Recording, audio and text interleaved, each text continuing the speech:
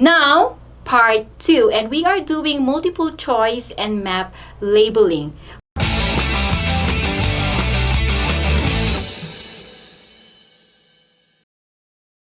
Hello everyone and welcome back to IELTS Trainer Pro. My name is Samel. At the moment, we are doing practices for IELTS listening exam. Last week, we did part 1 of the listening test, and this week we are doing part 2. So this is the second video that we have created for this practice test. If you want to watch the part 1 of this practice test, please go back and search for the first video where we had a full practice of part 1 note completion. Now, part 2, and we are doing multiple choice and map labeling. We actually made videos on how to approach multiple choice and map labeling. So I recommend you to watch them. You will find the link in the description. And for the PDF copy of this listening test, please click the link below to download it. So I guess we are ready to do this listening activity. So here's the multiple choice and map labeling that you also have on your PDF. So for multiple choice, again, the first thing you should do is to read the instructions to see how many answers you need to find. In this practice test, you only need to find one answer. So choose A, B, or C. And then underline the keywords in the question and each option. And then think about how these words can be said in a different way. And then check all the options and predict which ones are correct. If you didn't hear the answer, you have to make a good guess, because if you write nothing, you get nothing. So always choose an answer for multiple choice. Now for map labeling, again, check the instructions, read instructions to see how many answers you need to find. In here, there are 9 options from A to I. And there are only 6 questions that you need to answer. Then understand the topic that you are going to listen to. So we can see that these are the locations. So underline the places on the map and search for the landmarks on the map to be your reference. And as you listen, follow the order of the questions and not the order of the options. And remember the vocabularies for maps, because they will help you find where things are located. So if you follow those tips, I'm sure you'll get a high score in the listening test. So let's begin with the listening practice test part 2. Part 2. You will hear a podcast about an area called the sheep market in a New Zealand city. First, you have some time to look at questions 11 to 14.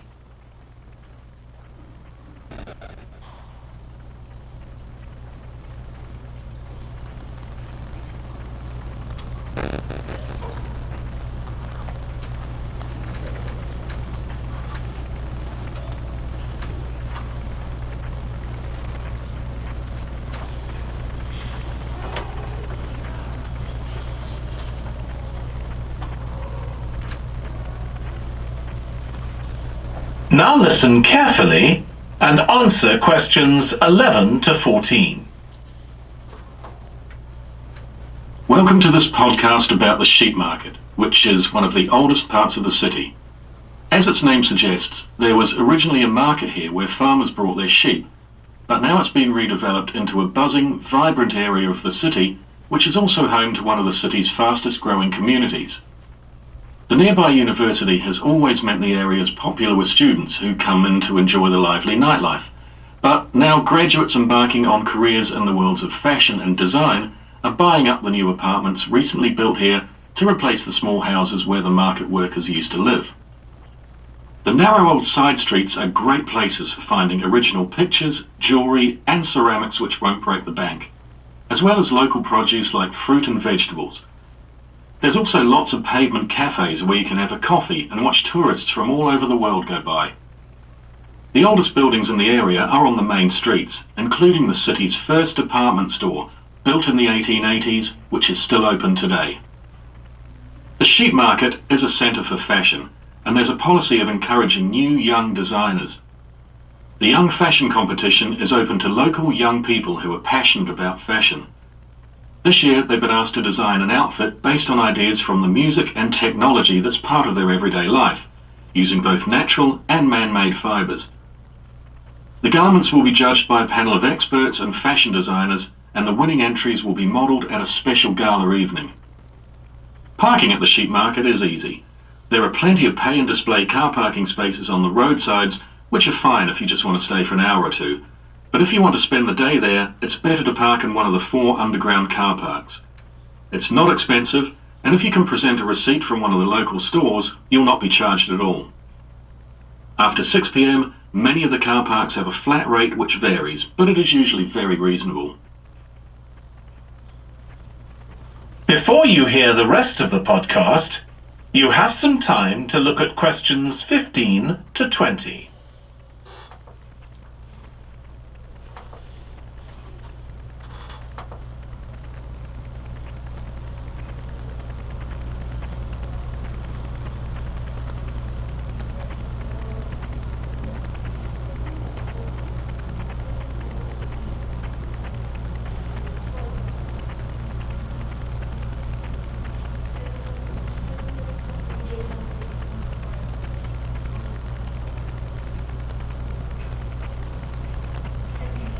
Now listen and answer questions 15 to 20. The sheep market is one of the main centres for art and history in the whole of the country. If you look at our map, you'll see some of the main attractions there. Most visitors start from Crawley Road at the bottom of the map. The Reynolds House is one of the oldest houses in the city and is open to the public. It's on the north side of Crawley Road, next to the footpath that leads to the public gardens. The area is particularly interesting for its unusual sculptures. The thumb is just what its name suggests, but it's about 10 metres high. You'll see it on Hill Road, across the road from the bank. The museum's got a particularly fine collection of New Zealand landscapes. It's on the east side of the sheep market, on City Road. It's on the other side of the road from the public gardens, immediately facing the junction with Hill Road.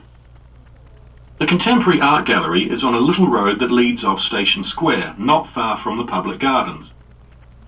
The road ends at the gallery. It doesn't go anywhere else.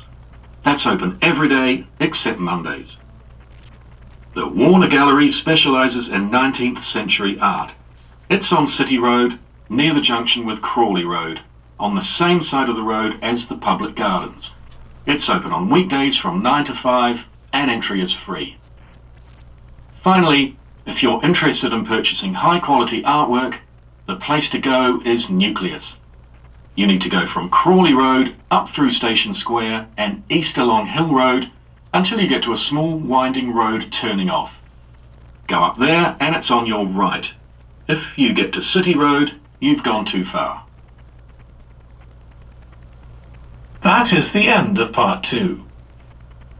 You now have half a minute to check your answers.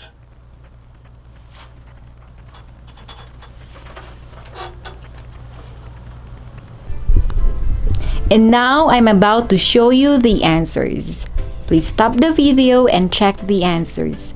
Please write in the comment section how many correct answers you got.